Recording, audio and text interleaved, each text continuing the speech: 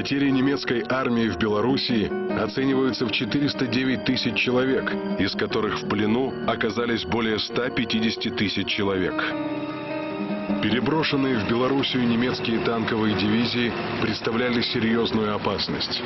Но после того, как советские войска разгромили основную массу немецкой пехоты, танки могли лишь замедлить наступление Красной армии. Наступление, начатое 23 июня, остановилось только в августе, после выхода к Висле, границе Восточной Пруссии и берегу Балтийского моря. Войска 4 фронтов, наступая на фронте шириной более 1000 километров, за один месяц боев продвинулись на 550-600 километров.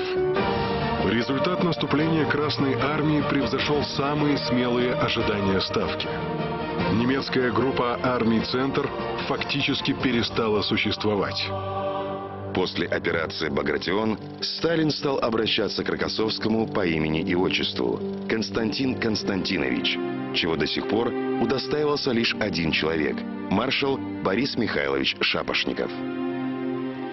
Успех в Белоруссии оказался настолько впечатляющим, что некоторые западные издания высказали сомнения в его истинности. Тогда советское командование решило доказать и продемонстрировать всему миру свой успех весьма необычным способом. Была спланирована операция «Большой вальс» по названию популярного кинофильма. В режиме строгой секретности из Белоруссии в Москву прибывали эшелоны. Недалеко от центра столицы оцепили московский ипподром и стадион «Динамо». Наконец, 17 июля было объявлено: по улицам Москвы пройдут немецкие пленные. Высыпавшие на улицу москвичи увидели огромные колонны. Возглавляли шествие 19 немецких генералов в мундирах и с наградами. За ними шла 1000-я группа офицеров.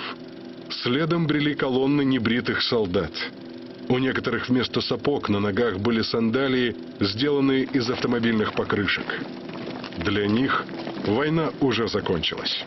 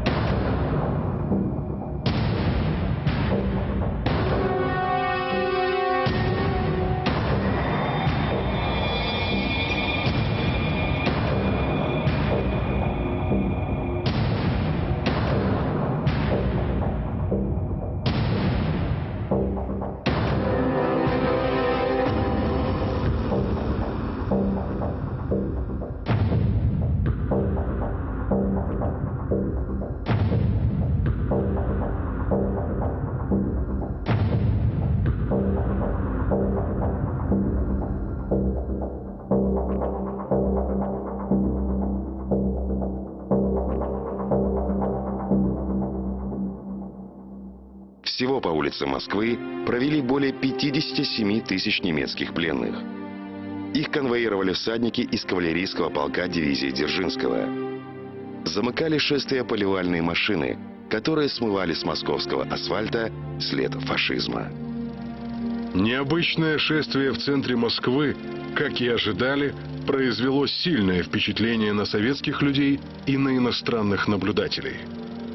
Стало очевидным, советские военные успехи говорят о неизбежном и победоносном для СССР завершении войны. Разгром группы армий «Центр» открывал перед Красной армией широкие возможности наступления на Польшу, Восточную Пруссию и Прибалтику. Первый Прибалтийский фронт Баграмяна и Третий Белорусский фронт Черняховского наступали в Прибалтике. 8 июля войска Третьего Белорусского фронта ворвались на окраины Вильнюса. Уже на следующий день город был окружен. Борьба за этот город приняла ожесточенный характер, но через 5 дней вильнюсский гарнизон сложил оружие. Третий гвардейский механизированный корпус вырвался вперед и, преодолев 70 километров, вышел к Щауляю. А утром 31 июля командир 8-й мехбригады по радио доложил в штаб корпуса. Мы на берегу Рижского залива. Это короткое сообщение означало, что вся немецкая прибалтийская группировка отрезана от остальных сил. Донесение о прорыве оказалось столь неожиданным, что командира корпуса попросили доложить о положении его войск еще раз. Вскоре командование танковой бригады получило следующее распоряжение. Набрать в море 3 бутылки морской воды. Бутылки опечатать, а командиру лично расписаться на них, что вода действительно взята из Балтийского моря. Бутылки с водой направить в штаб корпуса. Приказ был выполнен.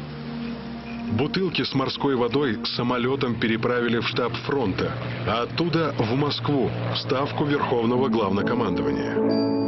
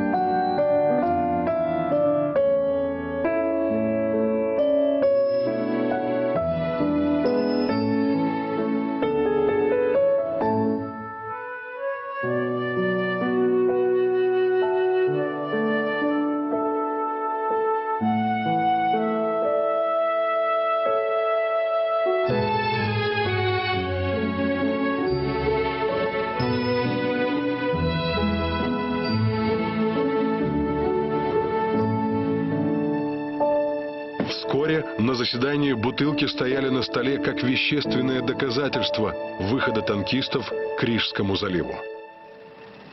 Успех операции «Багратион» радикально изменил обстановку в Прибалтике. Вскоре советские войска вышли на подступы к Таллину. Честь освобождать столицу Эстонии предоставили подразделениям 8-го эстонского стрелкового корпуса генерал-лейтенанта Перна.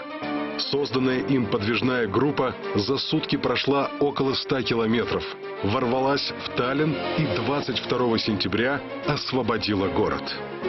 Последней немецкой группировкой в Прибалтике оставалась группа армий «Север», блокированная на Курляндском полуострове.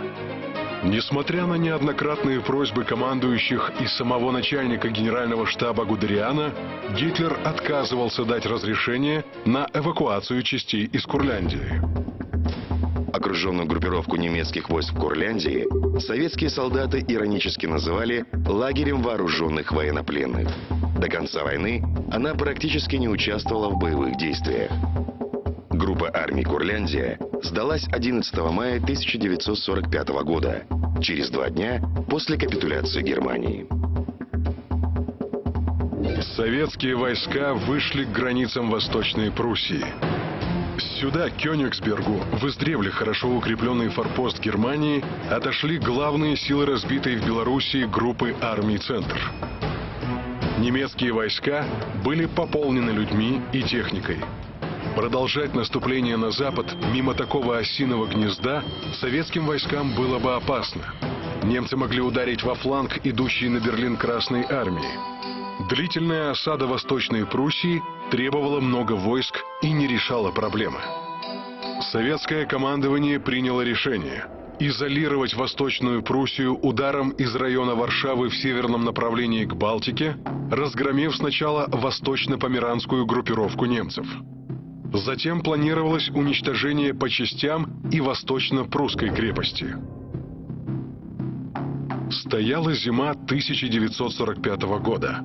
Задача прорыва к Балтийскому морю легла на плечи 2-го Белорусского фронта Рокоссовского. 12 января войска 1-го Белорусского и 1-го Украинского фронтов приступили к выполнению Висло-Одерской наступательной операции. А 14 января, когда началось